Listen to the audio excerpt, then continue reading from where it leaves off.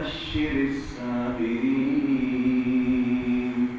الذين إذا أصابتهم مصيبة قالوا إنا لله وإنا إليه راجعون أولئك عليهم صلوات من ربهم ورحمة وأولئك هم المهتدون.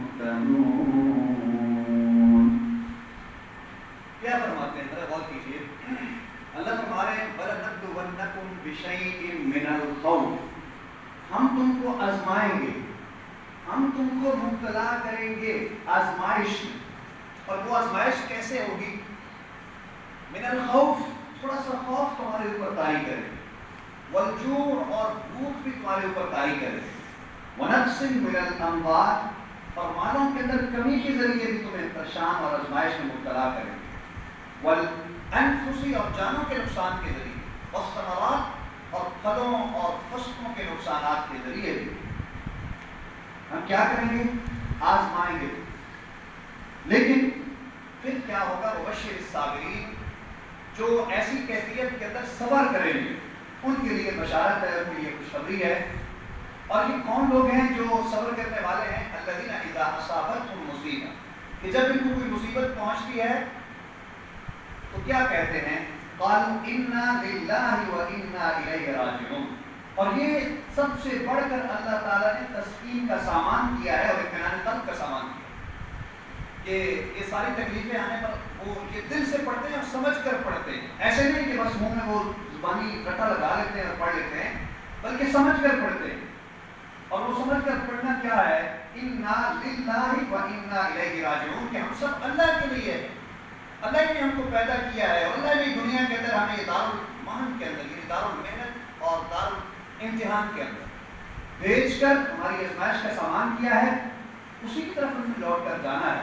اور پھر اللہ تعالیٰ نے جتنی دنیا کے اندر ہماری زندگی لکھ دی ہے اتنی ہمیں ملتی ہے، اس سے زیادہ جو کچھ ہم مرضی کر لیں ہم بچ نہیں سکتے. اور میرے خیال میں اگر یہ پختہ ایمان اور پختہ یقین ہو جائے تو یہ سارا خوف دور ہو سکتا ہے جو خوف طاری کر دیا گیا ہے اور خوف طاری ہو گیا ہے. اسلام ہمیں یہ تعلیم دیتا ہے کہ خوف ہم نے اپنے اوپر طاری نہیں کرنا. ہاں، خوف اگر کرنا ہے طاری تو اللہ تبارک و تعالیٰ سے کرنا ہے، مرنے سے خوف زیادہ نہیں ہوتا. اور جب انسان اللہ تبارک و تعالیٰ سے ہی خوف کھاتا ہے اور اللہ سے ہی ڈرتا ہے پھر اس کی کیفیات اور اس کے اعمال بدل جاتے ہیں. پھر اللہ تعالیٰ پھر تسلی کے لیے کیا فرماتے ہیں؟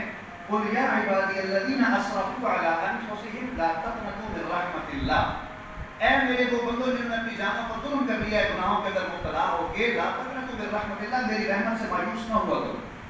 ان اللہ یغفر الذنوب جميعا، میں ہی وہ ذات ہوں جو سارے گناہوں کو معاف کرنے والا ہوں. انہ هو الغفور الرحیم، اور بے شک سب سے بڑھ کر معاف کرنے والی ذات اور رحم کرنے والی ذات اور مہربان ذات اللہ تبارک و تعالیٰ ہے. عرض کرنے کا مقصد صرف اور صرف یہی ہے کہ ہم اس ساری آزمائش آج، جیسا کہ آپ کو معلوم ہوگا کہ مختلف علاقوں میں ہمارے ضلع خوشاب کے بھی اور میاں والی کے اور بہت سارے علاقوں میں زبردست زیادہ باری ہوئی ہے اور اس کے نتیجے کے اندر بہت سے تباہ ہو گئے. اور اس آیت کو آپ پڑھیں، ترجمے کے ساتھ پڑھیں، سمجھ کر پڑھیں.